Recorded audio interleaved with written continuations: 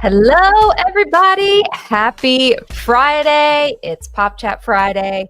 We are here on this Friday the 13th. So I hope you're having some good luck. And you might have some good luck because we're doing a giveaway with our sponsor, Hootsuite, today.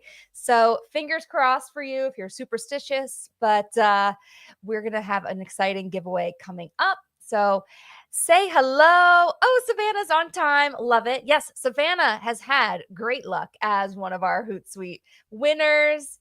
So we're going to jump right into things today, but go ahead and say hello.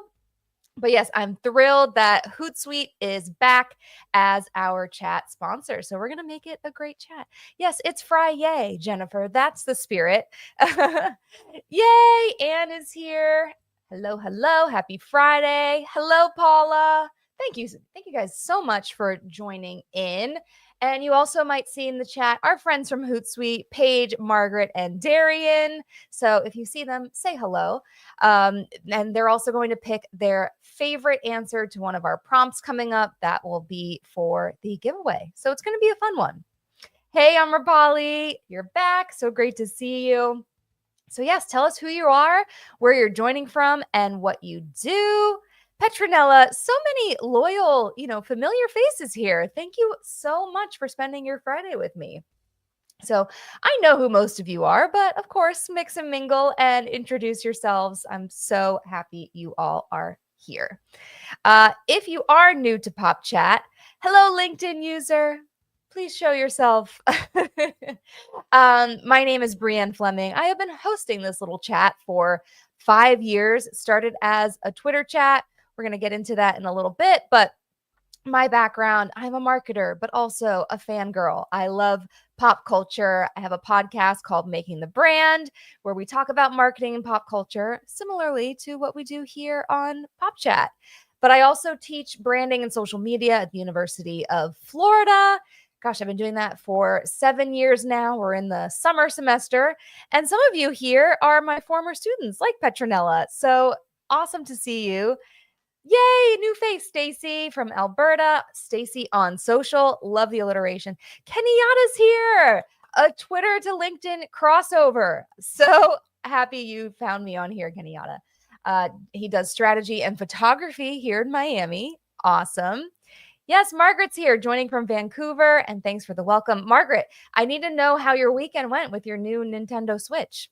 Oh, hey, Darian. Awesome. Yeah, that seems new. We usually see your settings. So I've seen you here in the chat before. So, Oh, Stacy, thank you. Yeah, it's been fun switching to a live stream. So, Paige is here. We've got Ray from Roswell, New Mexico. I was going to say Roswell, Georgia.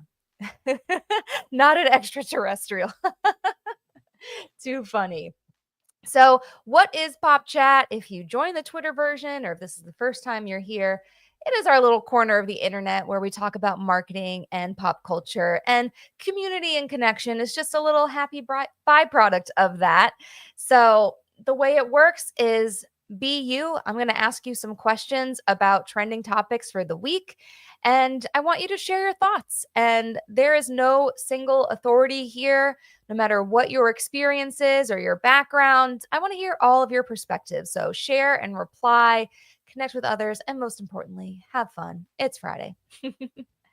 Erica Zucker is here. She was our lucky winner of our Hootsuite giveaway last week. So hope you are all set up and ready to go, Erica. Congratulations.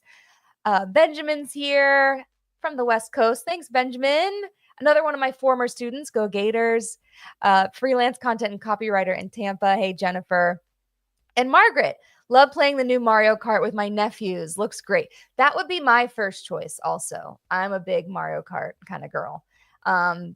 Mario Kart and like 007 on Nintendo 64 were like the only two games I rotated between. But good times. Reggie's here right on time. Yes, we're still doing intros. Today's icebreaker, we're going to get a little bit personal, I think. We're going to go there because it's Friday the 13th. Why not? My question for you is, do you have any tattoos? Because you may not know that Friday the 13th is kind of a tattoo holiday, I've learned. Brianna's here. Hooty hoo. Way to make an entrance. Love it. So I'm going to give you a little bit of backstory on why Friday the 13th is a tattoo holiday. But if you have a phobia and a fear of Friday the 13th, I've learned that this is called parascevitacatriophobia. Parascevitacatriophobia. So there's your fun fact. Brianna has 13. Nope. One. I do not have any either. Jason tattoo. You don't have a hamburger helper tattoo yet, Brianna? Love the show Ink Master. Lathan, thank you for the segue, because Friday the 13th became a tattoo holiday thanks to Oliver Peck from Ink Master. He's one of the judges. It was inspired by someone named Dave Loom and his Halloween tattoo specials. So he would run all kinds of specials on Halloween where you can come and get tatted for, a better price. And it started in 1995 where they did a 24-hour 13 tattoo marathon. Just tattooing the number 13 on people. Tongue twister of a superstition. Yes, it's hard to say. Butterflies, big fan. That's probably what I would get. I love butterflies. Too indecisive. There's Darian. It happens. They're very permanent. I wish there were some that were more semi-permanent, like 6 months, but yeah, Jennifer. Petronella does have tattoos. Tell me what your tats are, folks. If you're open to sharing. But this turned into an annual event, and it's been, a marketing event too. It helped popularize Friday the 13th as a tattoo holiday, and they also set a Guinness World Record in 2008 for tattooing 415 13 tattoos in 24 hours.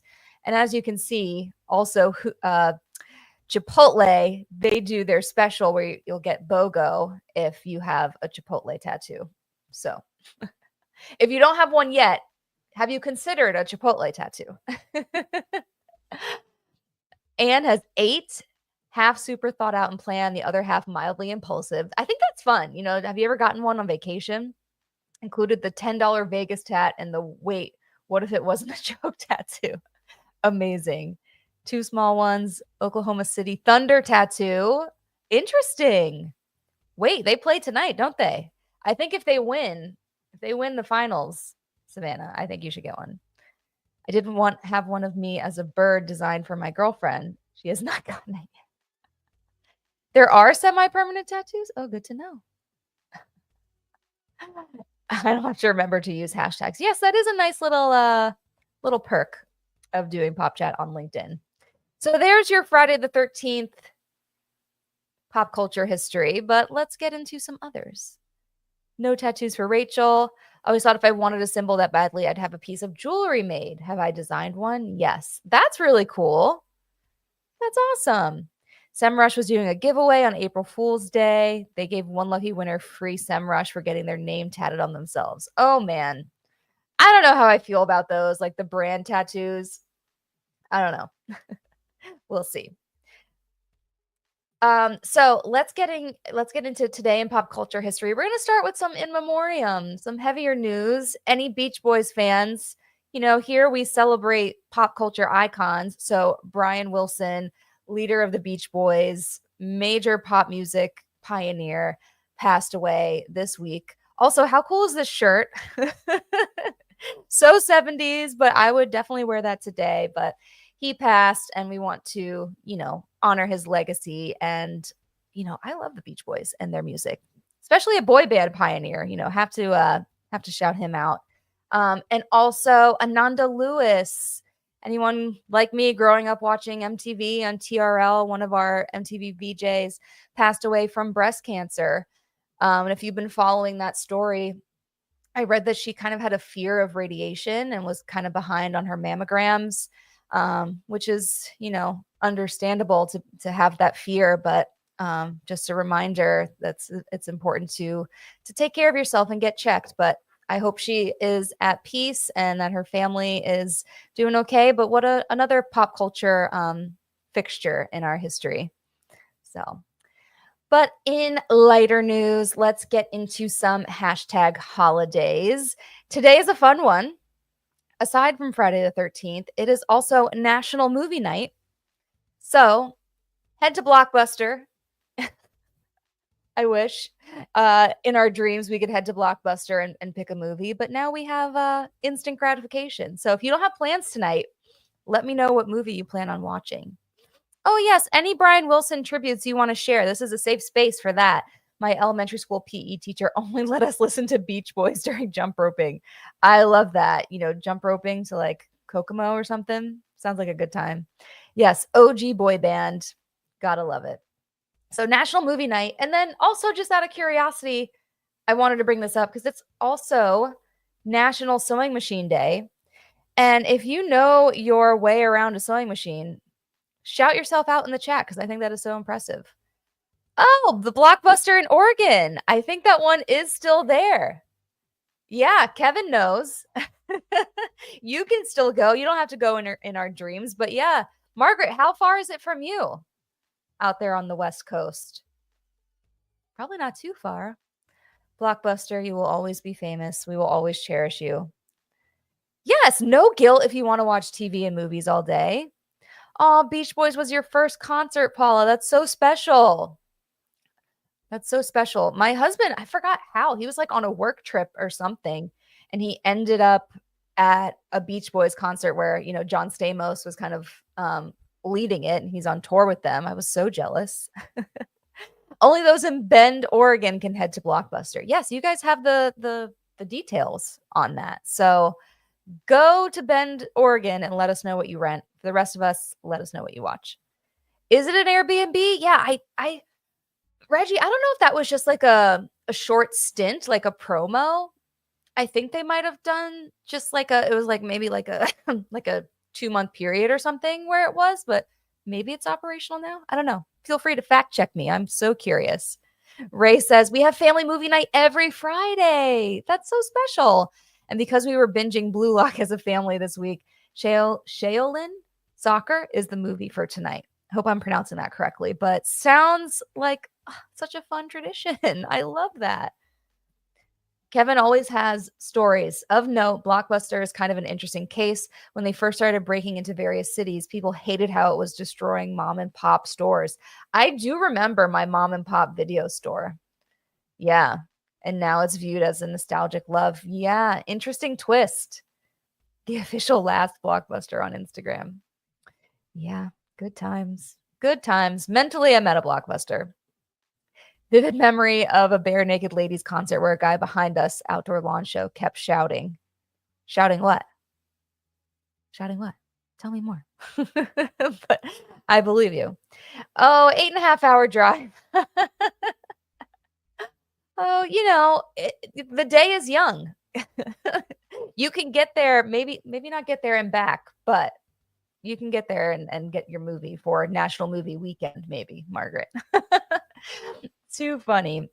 All right, folks. And also on this day in pop culture history, we have to celebrate the one and only Mariah Carey. Her debut album came out on this day in 1990. Oh my gosh. So yeah, 35 years of Mariah.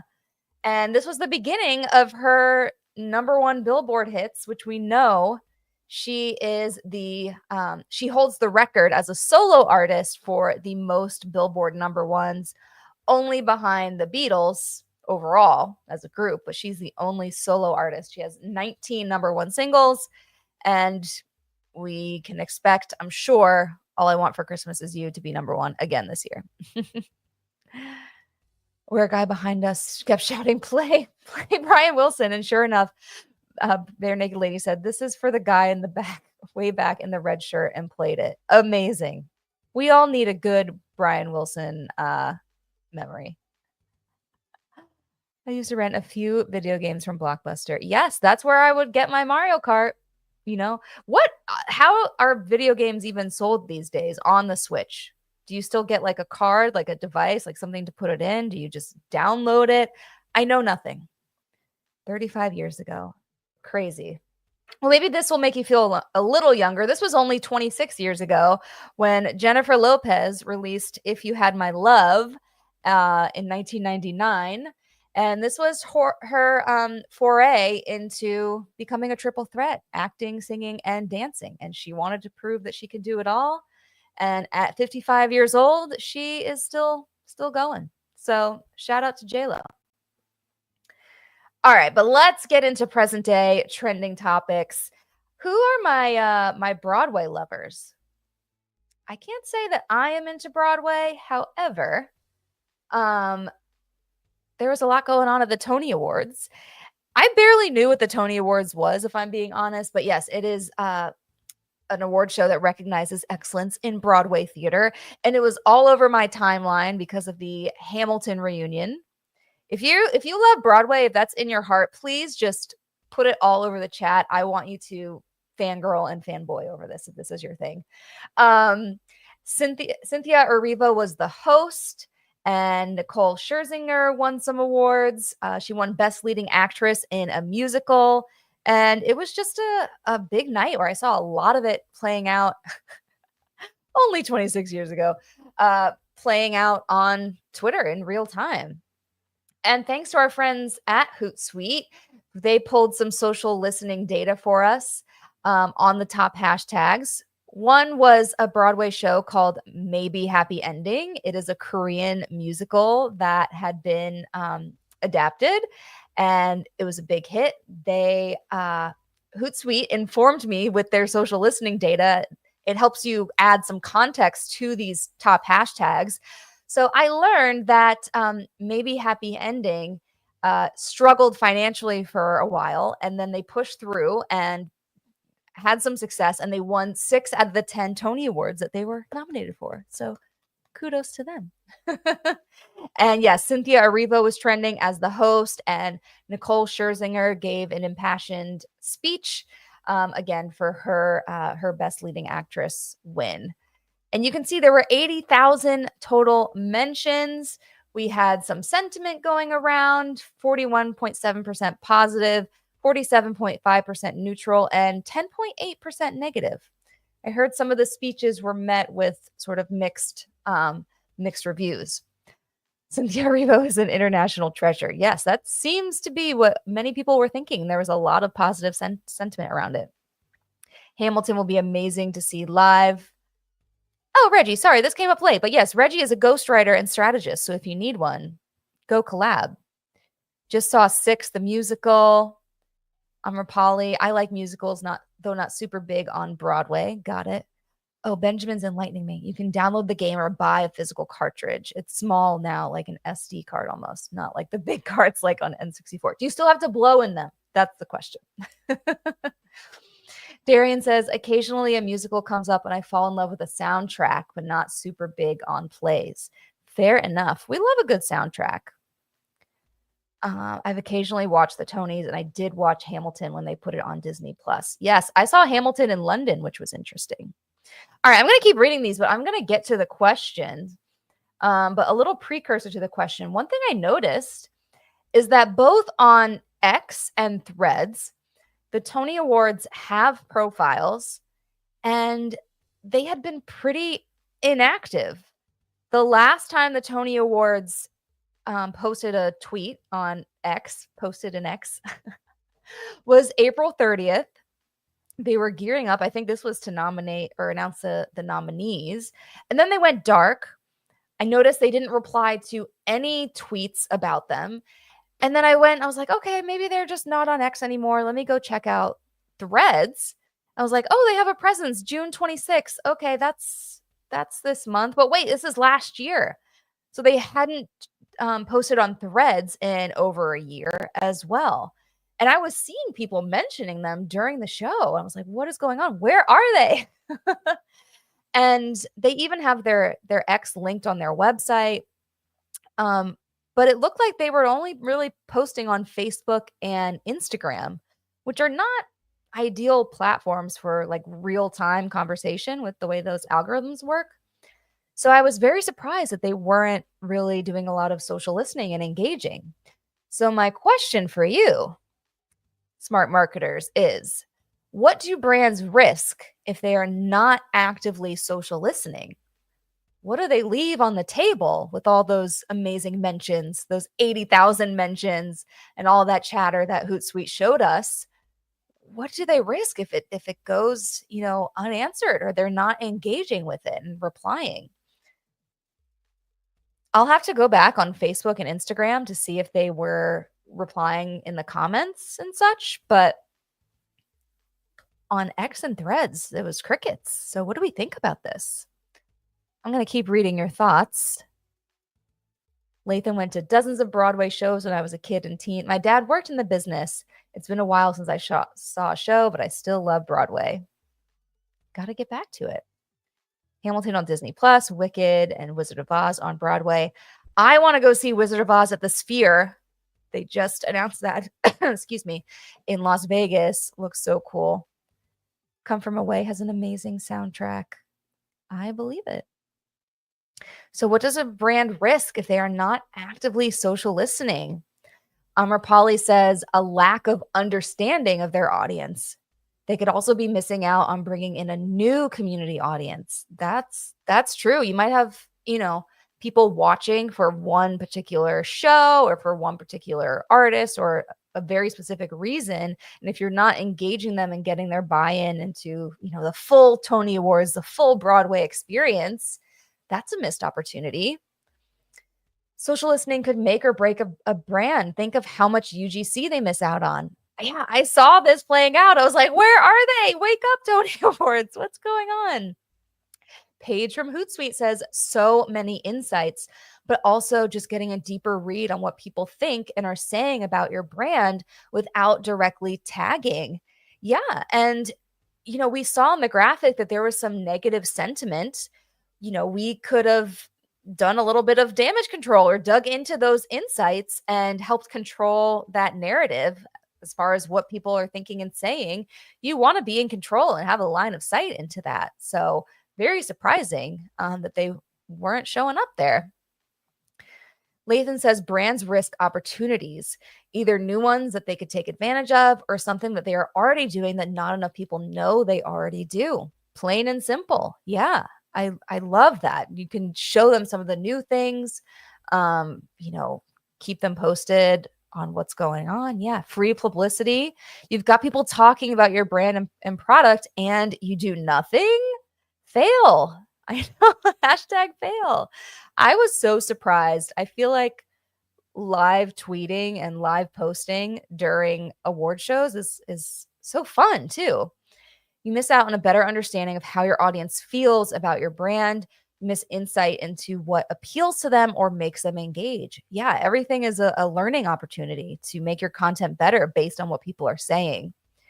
Ray says it makes their audience feel like they are ghosted, which is the worst way to treat someone. Ray, I love how you framed this. You put yourself in the shoes of the people who are engaging and it's falling, it's going unheard.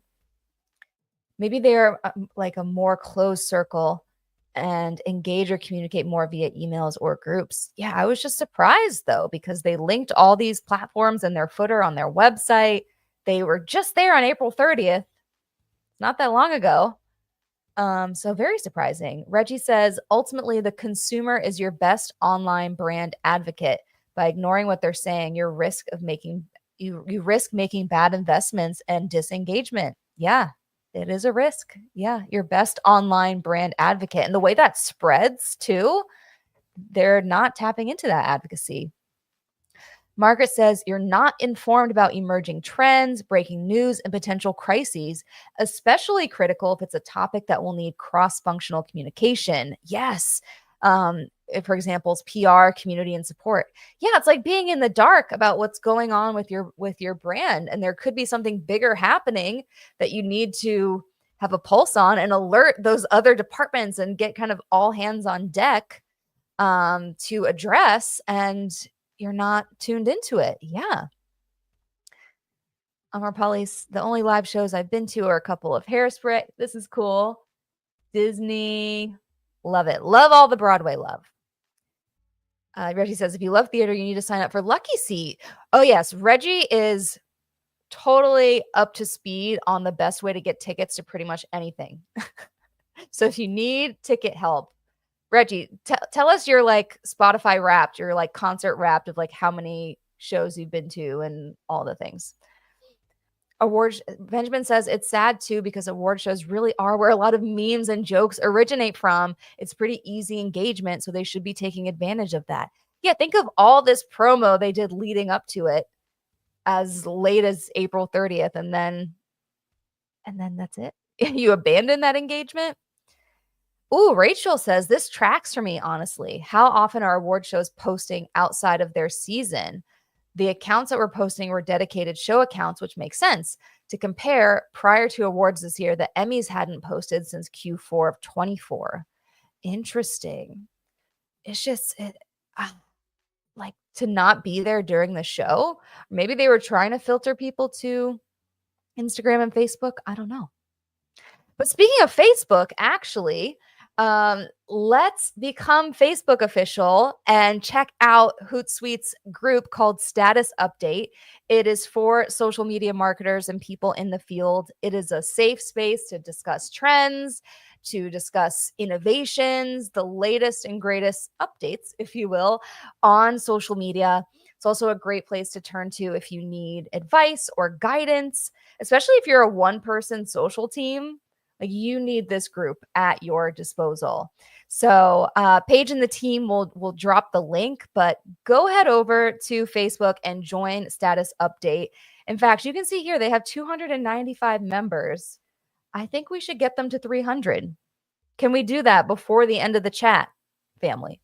Pop Chat fam. Let's see if we can do it. But we'll drop the links in there and you'll see Paige. Yes, Erica joined. Awesome. Oh, Stacy, yay. Yes, if you're already loving Status Update, please go ahead and share the love. Stacy said that's where I came over from today. It's a fun group. Yes, and it's a lovely compliment to Pop Chat. Thank you for hopping back over and back and forth. Yes, if you want to join, here is the URL, or you can just go on Facebook and search Status Update. It's there. It's a great way to connect with other social media managers working for other brands. And that's what's so cool about social media management is we all are kind of using these same platforms and, working these same tools, but we all work in different industries and for different types of brands. And there's a lot we can learn from each other. So go check it out. Let's cross them over 300 members. I think we can do it. Rachel says, agree with this. It's crazy to me that there's always new movies that the Oscars socials can post about. There are always shows the Tonys could talk about with their audience who enjoys that type of content. Yeah, why not keep it going year round? I don't know. Here's Reggie's stats: 400 concerts, NBA and NFL games. Everyone comes to New Orleans on tour. Yes. Live events over fancy clothes and vacations. I'm glad I did. I support that. So this is Hootsuite's community group, and I am curious. Yeah, great combos, great tips, great people. Exactly what you can find in Status Update. So if you want to become a part of Hootsuite's branded community, go ahead and join. But I'm curious, is your company that you may work for or maybe have worked for doing community marketing?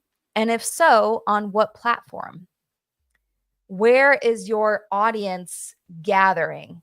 Do you have a Facebook group? Do you have something else where you kind of gather your community? And if you don't work for a company right now, maybe you're on the job hunt, or if this doesn't apply to you right now, let us know, if you participate in any brands' communities. I, for one, I am pretty involved in the Peloton community. I'm in a few Facebook groups there. Also, when I, found out I was pregnant last year with my daughter, I joined the What to Expect kind of group. They have a whole app that's dedicated to, learning about, becoming a parent and your journey through pregnancy. And I joined, a Facebook group, a group in that app that's just for my due date, the June 2024 mothers and parents. And now I feel really connected to them. We all had our children in that month, and we're all kind of going through the same thing. So I still use the What to Expect app if I have questions about parenting and what I'm going through and want to talk to other moms in the same stage. Amrapali says work uses Instagram, LinkedIn, and email. Glad email is on here. Yes. One way to kind of you know what we say. It's important to own your audience and own your audience segment and have a place where you can reach them. Stacy says, I always suggest my clients use hype marketing for their events and workshops and to promote it like a movie. Think Barbie and how they promoted it long before it came out. Whew, yes, Barbie was such a masterclass. Jennifer's got an additional pop culture angle. There's a Broadway musical version of the TV series Smash. It was nominated but failed to win any Tonys, so it's closing. Oh no. Oh no. Sad to see that. So what platforms are you joining for community marketing besides Hootsuite's Facebook group? Anyone a part of any Discord groups or any Slacks out there? Reddit communities? Yeah, Paige, we're currently using Facebook like we just shared, but so curious to hear what people are doing. In my personal life too, I'm in so many Facebook groups for anything. Yes. Yeah, it's been interesting to see the shift on Facebook and how, it used to be a place where you're meeting or kind of connecting with friends and family and people that you truly know. And now we're in all these different groups with strangers, but we have some type of common ground, something in common that we're connecting over. Reggie says, I'm a freelancer, so no community marketing right now outside of LinkedIn. LinkedIn counts. Yeah. Reddit. Ooh, Reddit's a good one. Stacy, email, YouTube, Instagram, and Slack. Also, if you're a part of any branded communities, let me know. Like I mentioned, I'm pretty involved in Peloton and kind of engaging with other members around the world. So that's pretty fun. But keep sharing your thoughts and also introduce yourself and status update once you join. All right, everyone. So moving on, let's talk about Mr. Beast and the Lowe's Creator Network. Yeah, Lowe's Creator Network. Oh, let me just see what Erica says here.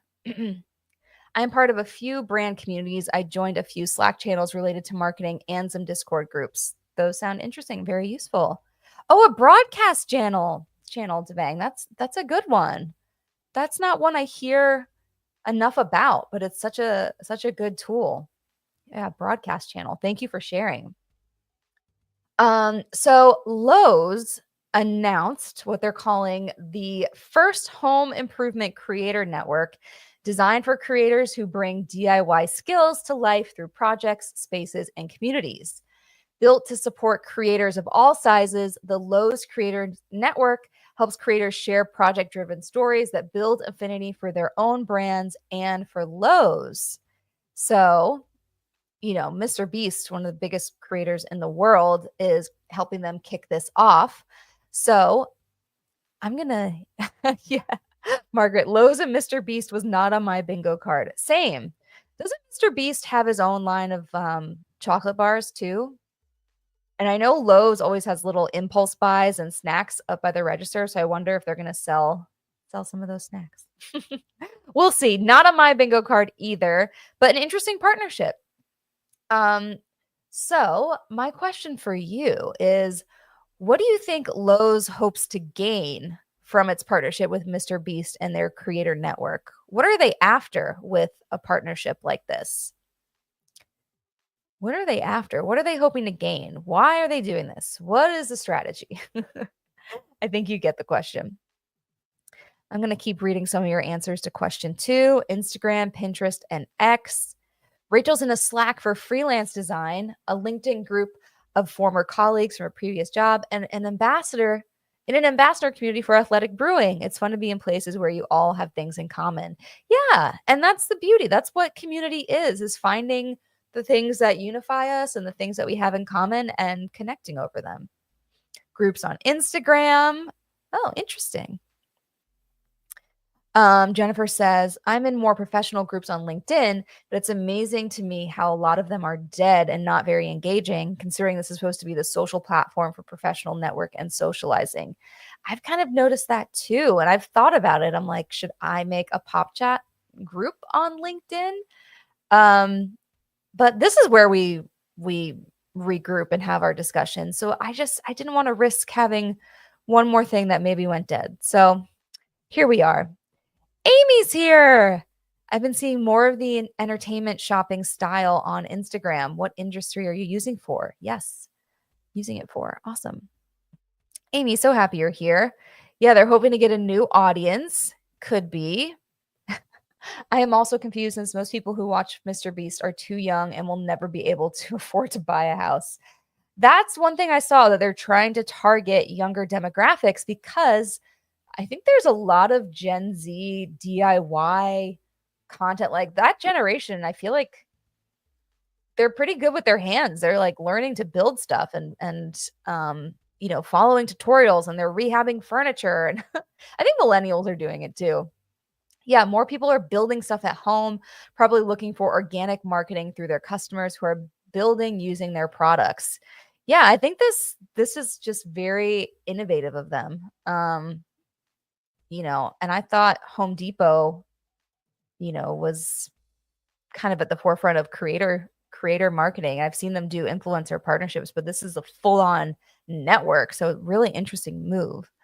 Also helps expand their advertising market on YouTube. That's smart.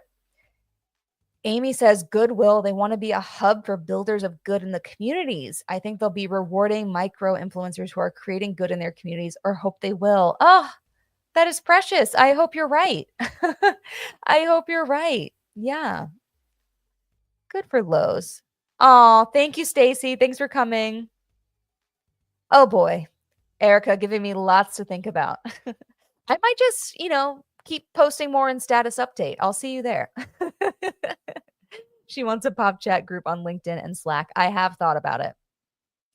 Benjamin says, I think any creator network is designed to sort of build a portfolio of content creators that helps bring a brand to new audiences and customers. I'd also argue that it modernizes marketing efforts for younger people. I love that comment, the portfolio of content creators.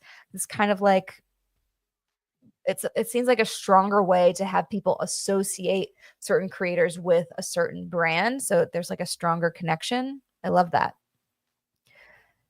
His millions of Gen Z male followers. Seriously, I've seen all kinds of products and brands jumping on the Mr. Beast bandwagon with no tie-in other than they want his followers. Maybe. Yeah, he's got a very big audience. Reggie says Lowe's is trying to build a content generation platform with a built-in audience who has the kind of dispensable income to buy some of the many novelties with Mr. Beast branding. Sounds about right. Content generation platform. Yeah, I love that. Cosmetics, looking into getting live shopping next. Sounds like a must for cosmetics. Awesome. Oh, it would be a great group for us to share things such as the marketing manager position that we have open at work. Rapali, thank you. I want to say here that this is always a safe or a welcome space for you to share any job opportunities. So drop the link. Thank you so much. Go get that job, someone. Sounds great. You also can share those types of things in status update. I would guess. All right, so let's move along to hot off the press. There is now going to be a Grammy Award for Best Album Cover. And what's interesting about this, if you haven't heard, it kind of comes on the heels of more girly pop news. Sabrina Carpenter's very controversial new album cover. Totally not safe for work, you might say, so you've been warned. This is her new album cover. It's called Man's Best Friend, and it really divided the internet. Divided the internet a bit, with some people saying it was kind of demeaning and others saying, no, this is actually satirical. So nonetheless, it's always interesting to kind of discuss artwork like this, especially artwork and music, and seeing how those two things, go together, and different eras with different artwork. But yeah, this was all over my my timeline. with different analyses on what Sabrina is after here. Is it something demeaning and kind of tapping into what people are calling harmful stereotypes, or is she actually challenging some of those stereotypes and, societal norms is what I've read, and toxic masculinity. She wants to challenge some of those things. It's just some of the chatter that's been going on. So, oh, thank you for sharing the link, Amrapali. Awesome. Mm, good chat here about cosmetics and live shopping and how to avoid that. Oh, thank you. Awesome. The album cover is interesting because packaging is a category. So the cover art itself not being a category already is crazy to me. Yes, we need to give photographers and artists, their due credit also. So my question for you, oops, does album art serve as marketing, storytelling, or both? And how does it shape the way you connect with music?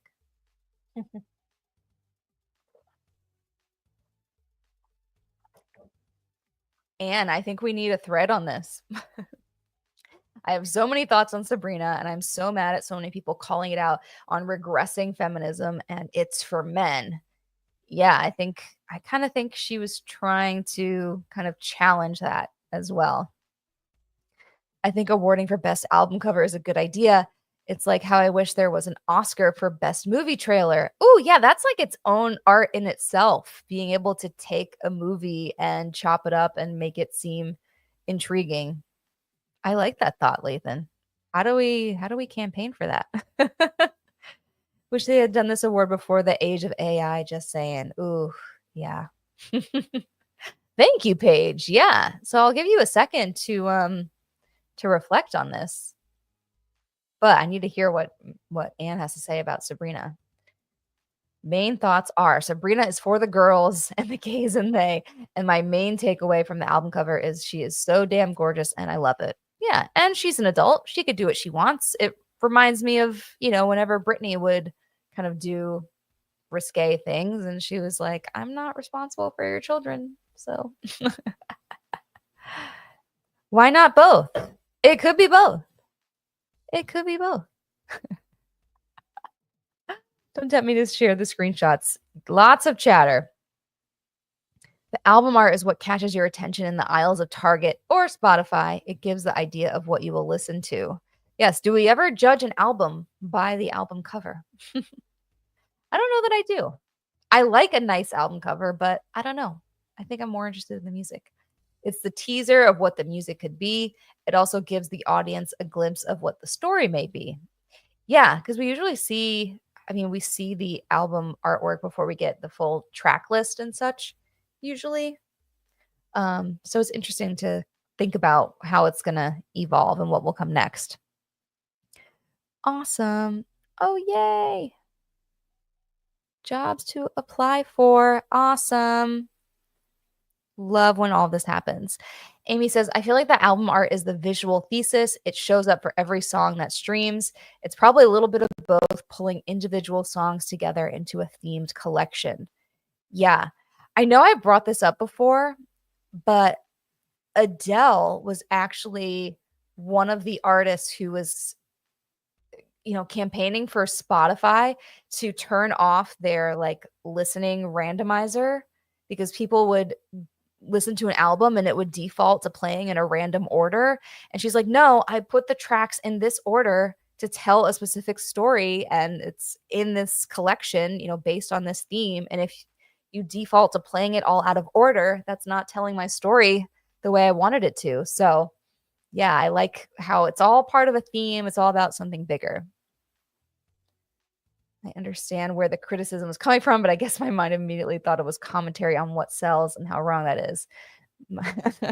Maybe just me, but social commentary is what I took away. Yes, lots of chatter about this.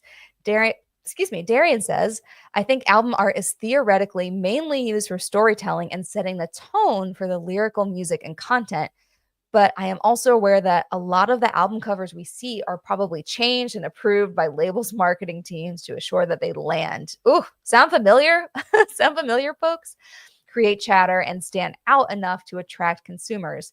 In the streaming age, I also think good album art may incentivize people to buy the album in physical format, which are more lucrative for labels.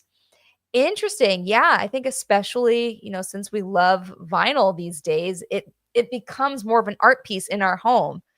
Millennials, we all had those little CD binders where we would just throw the little leaflet into the little binder. You'd never see it again. But now album art is on display. So very cool. Paige says, I think album art definitely serves as both marketing and storytelling.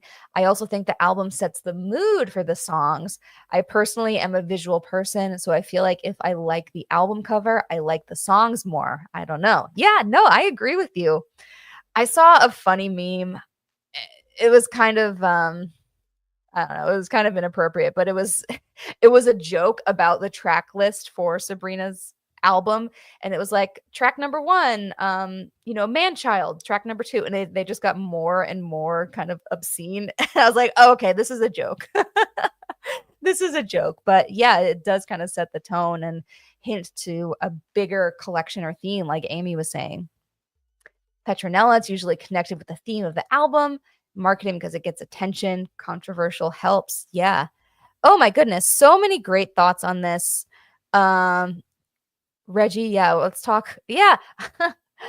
This is what I was saying. Yeah, I think the answer depends on your generation. I'm an elder millennial, so I remember getting those booklets with my CDs in the 90s. Many of those help tell the story of the album through visuals. Today, album covers are marketing influenced by art because of streaming. You know what I think is a lost art is, Reggie, we would get those booklets and there would be other photos and things that went along with it. And you would see the lyrics and it was all kind of like this, it was a little booklet, like you said, and it told the story. But I feel like when you get just the album cover and you're not buying the booklet itself or the physical art, you're missing out on some of it. So very interesting. Lots of great discussion here. I'm going to keep reading through, but I've got a couple more questions. Let's pivot to the Williams sisters. They are launching a video podcast on X.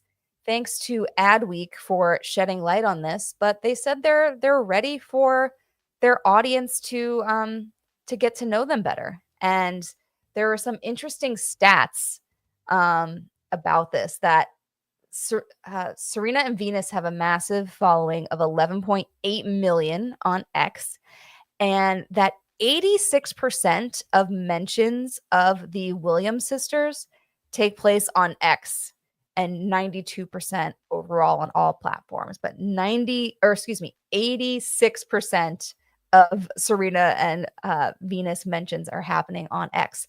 So this seemed like their natural fit for them to launch a podcast in August 25.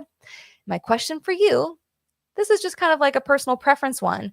No wrong answers here. Do you prefer celebrity or creator-led podcasts? And what attracts you to a podcast?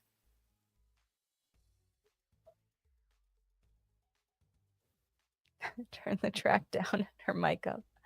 The album insert. Yes, I would read the lyrics and artist thank yous. Yeah, it was so fun. I'm going to keep this question pretty brief, but because we've got to get to our giveaway contest next. So stick around. You have a chance to win a free year of Hootsuite. But just tell me, what types of podcasts are you listening to, celebrity or creator led, and what attracts you? Friends for the podcast, though I was into Serial for a bit, but it was the storytelling that attracts me. Yeah, I think Serial was my gateway into podcasting too. Yeah, so it's like, is it the host? Is it the topic? Is it the guests? For me, I kind of bounce around. I kind of bounce around. I'm only listening to podcasts made by people that I'm friends with. Seems everyone has a podcast these days. Yeah. People that you know in real life, Ray? Or like LinkedIn friends and things like that. Because I'm trying to think if I know in real life, like not people I know from the internet, if I know any other podcast hosts. Celebrity hosted podcasts have to be interesting or be involved in something, a show or movie or etc. Interesting enough where you want to hear certain stories. Yeah. Oh, I love this one. Laughter. It took me a while to realize, but I'm most likely to do not finish a podcast if there's no laughter. I like listening into fun chatter because you feel like you're part of the conversation too. Aw. Share your favorite your excuse me, your favorite shows, Amy, because I want to nap. Nap. I want to laugh. I kind of want to nap too. Page bounces around as well. I go through waves. Yeah. Oh, I take you with me on my walks, Brian. Oh, that's so special. It's like I'm out in the California vineyards with you. Celebrity, and if they have interesting opinions or subjects. I like unique podcasts. Seems like there's too many podcasts about the same subjects. Yeah, I think the difference too with celebrity podcasts, it's like their credibility is already there. But with creator-led podcasts, you kind of there's a little bit more of a foundation that they have to prove to show that they're an expert or for you to learn more about their credentials. Yeah. Celebrity led. I'm going to keep this brief, guys, just because I want to get to the giveaway. Celebrities with expertise have better podcasts and people who just have a podcast because they're a celebrity. Yeah, that's an interesting distinction. Mix of podcasts in my feed, mostly creator led. Awesome. I am going to keep reading these, but let's get to the giveaway. We've got our giveaway with Hootsuite. Whoopsies. You can win 1 year of their advanced plan. And some folks here have already won. We're doing a giveaway for every Friday in June. So a few more chances to win. And you can win by just answering this little prompt or this fill in the blank, which is, you know, you're a social media manager if. You know, you're a social media manager if. And Hootsuite is going to pick their favorite answer. So lots of relatable things that can go here. Rachel says, I have a mix of podcasts, mostly creator-led. For some, while I may not love the host, I like their guests. Others are host-driven, and I'll listen to any interview they do because of how the conversation flows. It really is an art to make those conversations flow and to, especially when you're juggling a guest and trying to keep things interesting and moving. And yeah. Podcasts for my walks too, but then I'm a lady laughing on the nature trail looking like I've lost the last marble. So funny. You know you're a social media manager if your camera roll is strictly screenshots. Relatable. Oh no. If you always get asked if the intern runs your account, painful. You have 50 windows and 100 tabs open at the same time. That might be some of you right now. You're on your brand social media accounts every day of your vacation. No, Jennifer, I'm sorry. That is so relatable. Oh my gosh, Amy. Hey, you should is the most common phrase in your inbox. What is it about social media that every other department, every other type of role or professional thinks that they know how to do it as well, just because they have a Facebook account? They know all about the, psychology of social. Yay. You know you're a social media manager if your social graphics final drafts are actually final drafts. Been there. I've been a bit of a hack lately, though, and not like labeling my graphics as well as I should. You have a personal cell phone, a social phone, and a backup phone. That's a lot to juggle. Speaking of naps, yes, you need to take a nap before learning about the new Instagram update. I've stopped watching Adam Mosseri's stories. I'm like, someone just give me the Cliffs Notes. Someone's going to sum this up. I'm just going to read the headline and that's it. Because it's too much. The talking head videos where he's telling us what's going on, it's too much. All right, keep sharing your thoughts here. We're going to pick a winner and announce it later today.